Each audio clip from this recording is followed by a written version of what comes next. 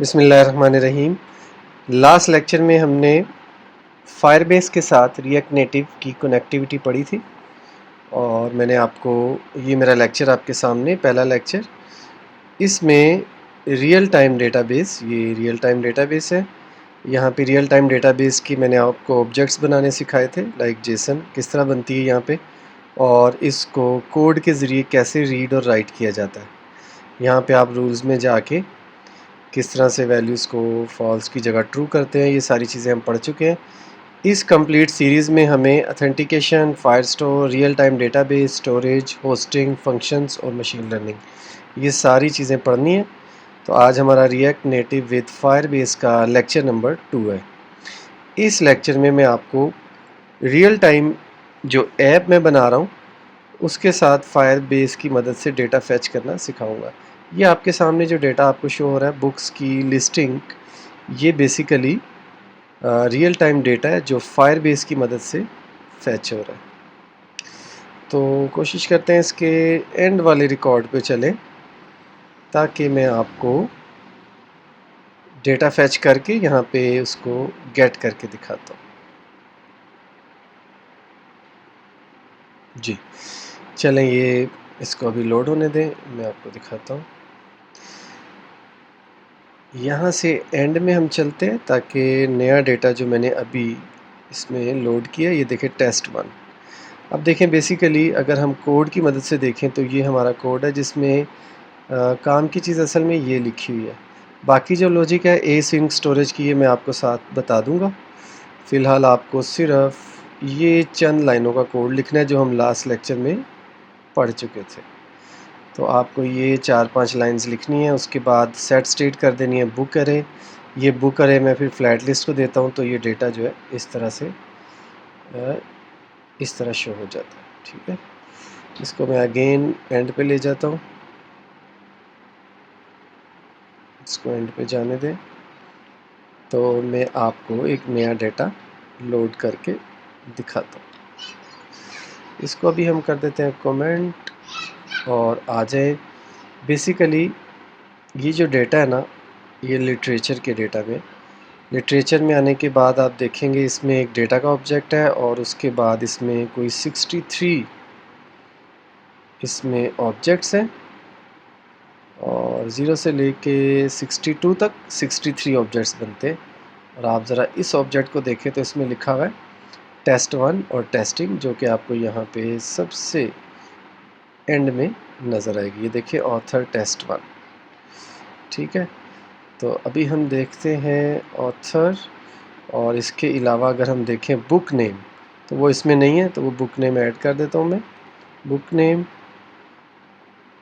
Also testing के नाम का, यहाँ से आप एंटर भी कर देंगे तो ये ऐड हो जाएगा। और यहाँ पे आप देखेंगे तो इसको देखते हैं, फॉर रिफ़्रेश होता है, रिफ़्रेश फ़ौरन रिफ़्रेश हो जाता है। जिस तरह चैटिंग चलती है इसी तरह फायरबेस का ये कनेक्शन बिल्ड होता है।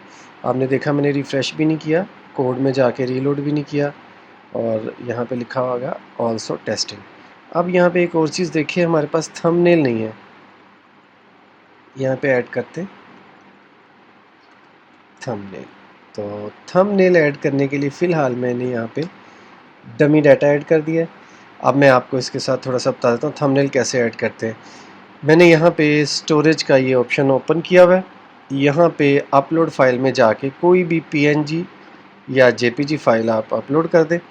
ये मैंने प्लेस होल्डर डॉट पीएनजी के अपलोड किया, इस पर क्लिक करें, उसके बाद यहाँ पे क्लिक करें और ये आपको एक रियल टाइम यूआरएल मिल जाएगा। इसको आपने, अब इसका काम तो ख़त्म हो गया, आप इधर आएंगे और 62 में जाके थंबनेल में जाके यहाँ पे इसको करेंगे ख़त्म और यहाँ पे कर देंगे इसको ऐड। अभी देखते हैं ये आता है या नहीं, अभी देखते हैं, थोड़ी देर में लोड हो जाएगा। ऑल्सो टेस्टिंग, और ये बाकी आप देख लें। 61 में देखते हैं, 61 का थंबनेल, ये देखें ऑल्सो टेस्टिंग में थंबनेल शो हो गया। अब लास्ट चीज़ क्या है, पीडीएफ। तो मैं देखता हूँ अगर कोई शॉर्ट पीडीएफ पड़ी हो तो आप क्या करेंगे, यहाँ पे आके अपलोड फाइल में आके यहाँ पीडीएफ लोड कर देंगे। इसी तरह आप ऑडियो की फाइल्स यहाँ अपलोड करेंगे, उस पर क्लिक करेंगे, यहाँ पे क्लिक करेंगे तो फिर आपके सामने रियल टाइम एक यूआरएल आ जाएगा। उस यूआरएल को आप यहाँ पे जाके रियल टाइम डेटाबेस में जाके ऐड करते जाएंगे। यहाँ पे आप एक नया ऑब्जेक्ट क्रिएट करें तो फ़ौरन यहाँ पे शो हो जाएगा। तो ये पूरी ऐप इसी फायरबेस की मदद से बन रही है। ऑडियोज़ भी हैं, इसमें पीडीएफ भी हैं। इसकी पीडीएफ नहीं है, हम पीडीएफ इसकी लोड करके देख लेते हैं, रोज़ा और कुरान।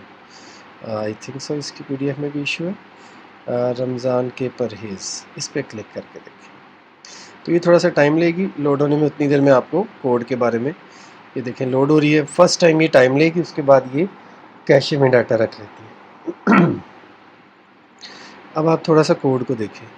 मैंने आपको बताया था कोड सिर्फ ये 4-5 लाइंस का है, लेकिन मैंने कोड लिखा ज़्यादा। इसलिए लिखा है कि मैंने क्या किया, फ़र्स्ट टाइम जब मैं लिटरेचर से डेटा गेट करता हूँ तो मैं क्या करता हूँ, एस इन स्टोरेज में सेट आइटम लिटरेचर में ये डेटा रख देता हूँ, जो भी डेटा जो है वो गेट होता है। नेक्स्ट टाइम क्या होगा, test value, I think so कि इधर मुझे टेस्ट वैल्यू लिखना चाहिए था। मैं नीचे से देख लेता हूँ, इसमें कोई गड़बड़ हुई है यकीनन। चले, अब आप क्या करेंगे, नेक्स्ट टाइम जब भी आएगा बार बार ये फायरबेस से डाटा गेट ना करे, बल्कि सबसे पहले async storage dot get item literature dot then value, उसके बाद क्या करेंगे JSON dot parse dot value. Test VAR में आ गया। अगर टेस्ट वीएआर नल है, मतलब कि डाटा स्टोर नहीं है, तो आपने लिटरेचर से सारा डाटा गेट करना है और एसिन स्टोरेज में स्टोर कर देना है। एल्स में आप क्या करेंगे, ये एल्स पार्ट है। अगर आपका टेस्ट वीआर में डाटा पड़ा हुआ है, लाइक थोड़ी देर पहले आपने डाउनलोड किया, तो फिर आप एल्स में जाएंगे और जेसन डॉट पार्स वैल्यू जो भी यहाँ पे है, जेसन डॉट पार्स वैल्यू या टेस्ट वीआर को ले लें और ये बुक करे को पास कर दें। तो ये सिंपली आप इसको जेसन की मदद से, लाइक फायरबेस की मदद से यहाँ पे ऐड कर सकते हैं। इसमें एक दो और चीज़ें देखें जो बड़ी इंटरेस्टिंग है, एक दो टिप्स है मैं आपको बता रहा हूँ। वो ये है कि आप जब भी यहाँ डाटा अपलोड करें तो आप देखें एक चीज़ यहाँ पे बड़ी डिफरेंट आपको नज़र आएगी। लाइक पहले आपको अगर 62 की जगह 63 डाटा आपने ऐड करना है ना, तो आप देखें यहाँ पे ऐड करेंगे 63 और यहाँ पे आप फिर ऐड करना शुरू करेंगे, लाइक पीडीएफ दिस, और फिर आप लिखेंगे थंबनेल दिस, और फिर आप लिखेंगे की इज़ इक्वल टू 63, और फिर आप लिखेंगे book title is equal to this, फिर आप लिखेंगे थंबनेल लिख लिया। जो भी दो तीन चीज़ें और हैं वो आप ऐड कर लेंगे, और पीडीएफ भी ऐड हो गया, थंबनेल की, बुक टाइटल, ऑथर भी आप ऐड कर लेंगे। आपने एक चीज़ देखी, ऐड हो गया।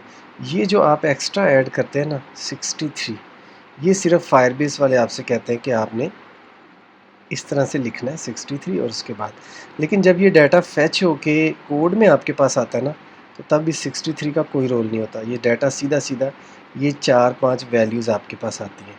अब इसमें एक प्रॉब्लम क्या आती है, लाइक मैं एक चाह रहा हूँ कि एक नई बुक ऐड करूँ जो टॉप पे आए, तो ऐसी ऑप्शन फायरबेस के पास नहीं है कि आप यहाँ से क्लिक करें और टॉप पे बुक आ जाए।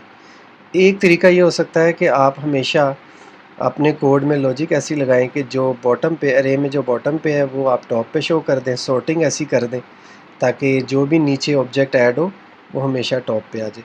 दूसरा तरीका ये है, मैं क्या करता हूँ रोज़ाना इस प्रोजेक्ट का क्या उसका नाम है, इस पर क्लिक करके लिटरेचर पे इसकी जेसन को एक्सपोर्ट कर लेता हूँ। अभी मैं आपको दिखाता हूँ। अगर मैं इसकी जेसन को एक्सपोर्ट कर लूँ तो आप देखेंगे कि ये जेसन एक्सपोर्ट हुई है। अब इसको मैं ओपन करूँगा, एक्सपोर्ट के ऊपर राइट क्लिक किया और एटम में इसको मैं ओपन कर लेता हूँ।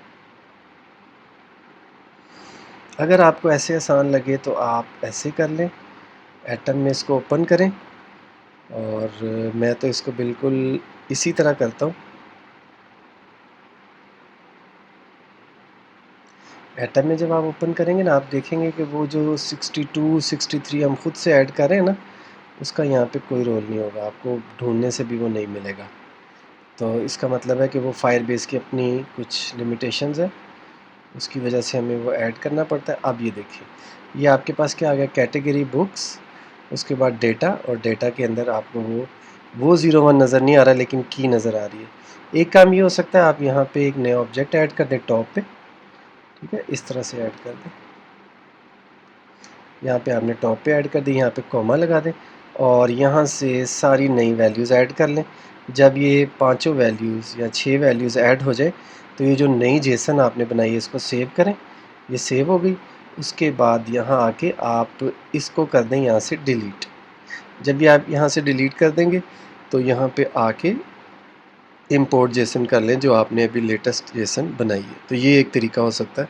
अगर आपको यहाँ पे एडिटिंग करने में मुश्किल आ रही है, कोई गलती हो गई है, एक छोटी सी गलती की वजह से आप अपना वक्त ज़ाया ना करें कि आप यहाँ पे सम टाइम होता है आपको सारा कुछ डिलीट करना पड़ता है, ये एडिट नहीं हो रहा, लाइक ज़ीरो को एडिट आपने करना है, ये नहीं होगा। तो आप उसके लिए क्या करें, एक्सपोर्ट, एक्सपोर्ट के बाद इसमें आएँ एटम में इसको ओपन करें। ओपन करने के बाद इसके अंदर करें चेंजेस, और चेंजेस करने के बाद यहाँ आके पुरानी फ़ाइल डिलीट करके नई जेसन इंपोर्ट कर लें। इससे ये है कि आपका बैकअप भी रहेगा और एडिट करना यहाँ पे ज़रा इजी होता है। तो इसके अलावा ये देखिए पीडीएफ लोड होगी। नेक्स्ट टाइम जब आप इस पीडीएफ को लोड करेंगे तो ये रमज़ान के परहेज़, मैं इस पर क्लिक करूँगा, देखिए कितनी जल्दी लोड होगी है, ये कैश में लोड हो चुकी होती है। अच्छा, अब इसके अलावा आप देखिए रसाइल, रसाइल में भी सारा का सारा डेटा जो है ये फायरबेस की मदद से शो हो रहा है। इसको लोड होने में थोड़ा सा टाइम लगेगा। लिटरेचर में दोबारा चलते हैं, मैं आपको एक और चीज़ दिखाऊं। रसाइल का डाटा मेरा ख्याल है लोड हो गया। इस पर आप क्लिक करें तो ये तर्जुमानुल कुरान का सारा डेटा आपके सामने शो हो जाएगा। ठीक है, यहाँ पे भी वही लॉजिक है। यूनिकोड, यूनिकोड में मैंने मज़ीद डेटा रखा हुआ है, उसका स्ट्रक्चर भी आपको समझा दूँगा।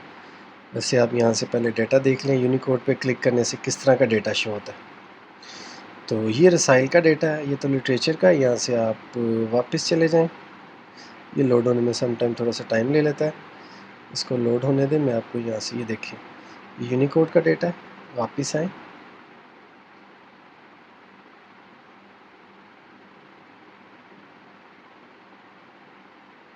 पीडीएफ को रहने दें, आप लिटरेचर में आएंगे तो शुरू में एक बुक है, उसकी मैं आपको यूनिकोड दिखाना चाह रहा हूँ।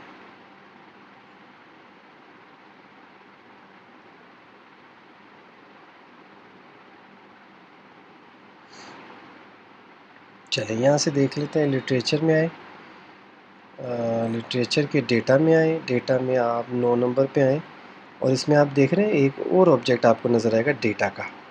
ये बेसिकली यूनिकोड का डेटा, ये हमने चैप्टर्स में डिवाइड किया है। तो अगर आप चाह रहे हैं जेसन के अंदर मज़ीद जेसन हो तो डॉट डेटा के अंदर आपने मज़ीद 0 1 2 3 लगा देने।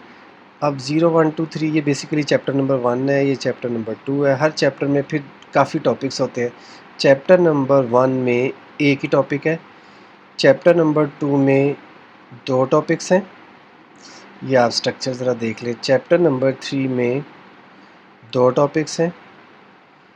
चैप्टर नंबर 4 में काफ़ी सारे टॉपिक्स हैं, ठीक है, तकरीबन 7 टॉपिक्स हैं।